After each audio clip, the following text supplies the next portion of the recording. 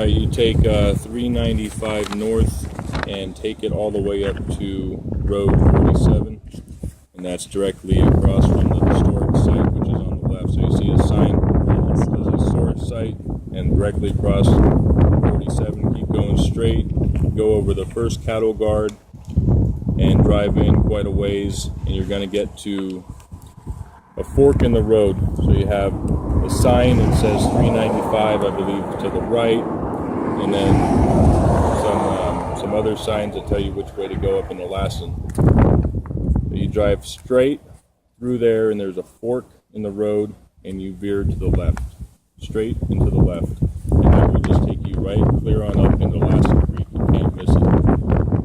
When you get up there, you see a sign that says Lassen Creek Campground half mile. Don't keep going to that. What you want to do is head on up into the hills. You're going to see a bunch of mounds and stuff from people digging up there, and probably a few people hanging out digging. That's how you get So I'd park just like on the road before that campground and start walking up the hills? You don't even go as far as the campground. Yeah. Once you see the sign that says Campground half mile, then that's pretty much the quarry right there. Okay. And you can't miss it. It's just huge mounds of dirt all over the place. And you probably see a few people parked up there. If that guy in the blue truck is there, his name's Colton. You're being in the right spot.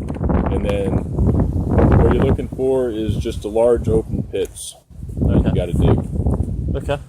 Cool. And then as far as Rainbow goes, everything's on the map there, and those maps are pretty terrible. I'm headed to Lassen Creek for Obsidian. So now I'm in Northern California. I guess Northwest California. Yeah. So Lassen Creek is the road. It's essentially Davis Creek area for the Obsidian, but I was talking to a local when I was getting the permit, and it's a free permit. You just got to stop into a mercantile store in Davis Creek. They give you a map, and anyway, so hey, what do you know? Piece of Obsidian right there in the road.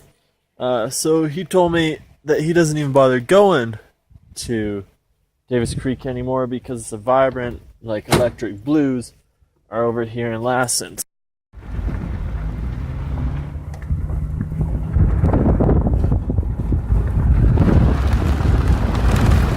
Alright, as you can see, I've made it to the pits.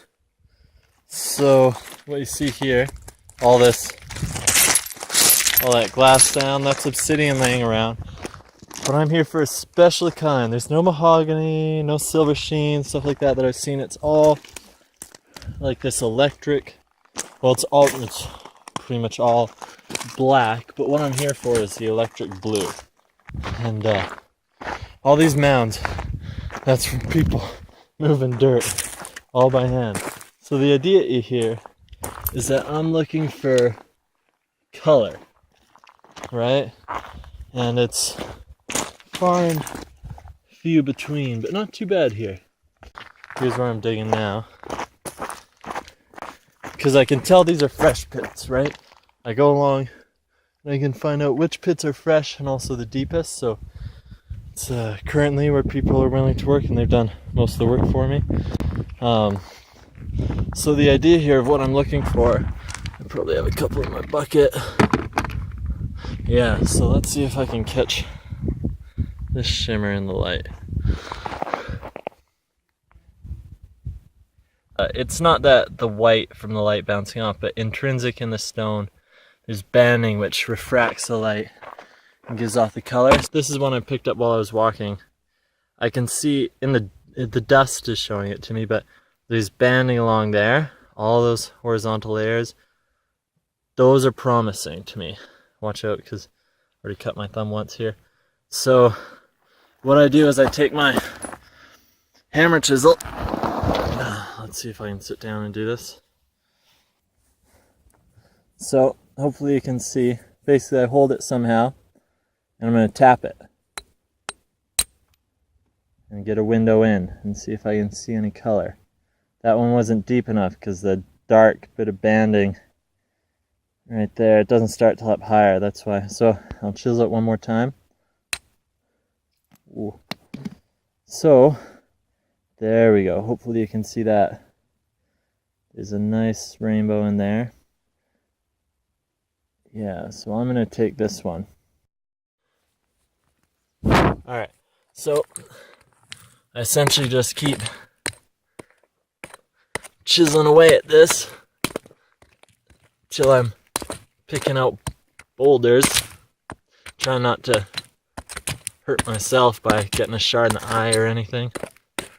Of course, I'm doing this holding the camera, but I just keep chiseling in until I find boulders. Like there. There's one. Alright, so I check it, I pull it out, and it's already got some windows in. But I'm going to have to chisel that more with both hands while I hold it. Do the same thing, cleave a piece off. These have conchoidal fractions, they're made into arrowheads. There's things like bulbs of percussion, and then you can see where the shock wave moves out on them. So, let me just get a junk one and show you. I got a big one so we can make a shock wave.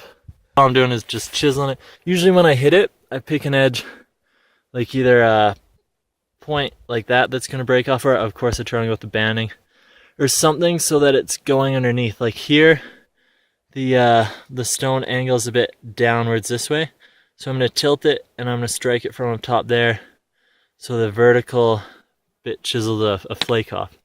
Ooh, and there's a pretty banded one. So that's good for a little ring size. I'll chop that up. Anyway, so I'll make you the bulb of percussion and be right back. Okay. I'm lazy, that's not really significant, but here's a good one. So right down there where my thumb is there, touching, you can see the bulb and it shatters upwards just like water ripples. Only a section of it, because the shockwave moves out that way. Here is the piece it's off of. You can see it, how the impact happened there, and then it gradually proceeded outwards. Here's another good example of that. Impact point. And if I catch the light, there you go. You can see all the impact shock waves that have moved out through there. So that's, a little thing about Obsidian. Ooh, that one looks like it has shimmer. To find the deepest holes, the ones that look currently dug, and keep chiseling away at those. Bring a pick. Spray bottle's good. I didn't have one of those, but yeah, spray bottle spritz the rocks. Hopefully that one can shine for you.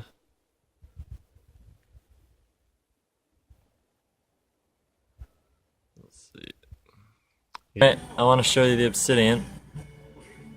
Can't see anything on my screen from my side, but I'm gonna flare it up. Kind of looks like a trout in water, if you can see the colors there.